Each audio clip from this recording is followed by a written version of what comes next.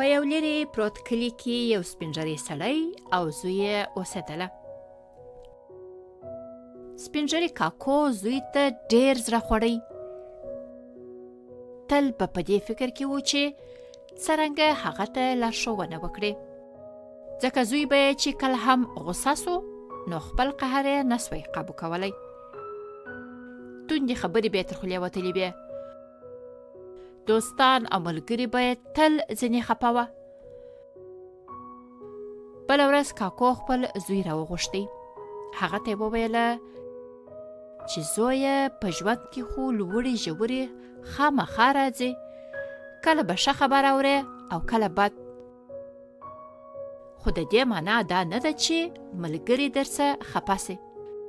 بل ځل که پر کومه خبره هم درد درغی او غوسه یې دروستله نو یوه دانه میخ به په پنجره کې ټک وهې. سپین ږیري پلار زوی ته میخونه ورکړه. راولاړ سو، اول میخ یې خپله ټک وهی. د کاکو پر زوی چې د پلار نصیحت هم سخت غمیدلی و، چکش ته یې لاس کړ او میخونو ته یې داسې ګزارونه ورکوله لکه د سر دشمنان چې یې وي. پلار یې حق حیرانه په فکرونو کې ډوب تللی و. له ځانه سره یې ویله هلکه ارمان چې غوږ دې راته نیولی. د خدای شپې ورځې به سبا کېدلې. یوه ورځ د کاکو زوی پلار ته راغی او هغه ته یې وویله چې ده ته نور غوسه نه ورځي، چې کوش دې در واخله. پلار یې خوښ سو او له ده یې غوښتنه وکړه چې اوس دې نو یوه دانه میخ بیرته له پنجرې راوباسي.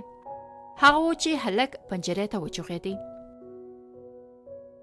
او کله چې یې ټول میخونه راویسته نو په پنجره کې جوړو سوو سرویو ته ځیر سو.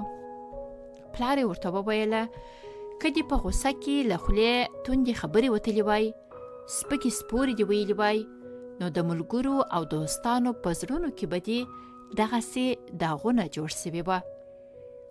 ځوان چې داغو ته کتله نو ایله یې اوس د پلار په نصیحت سرخلاص سو.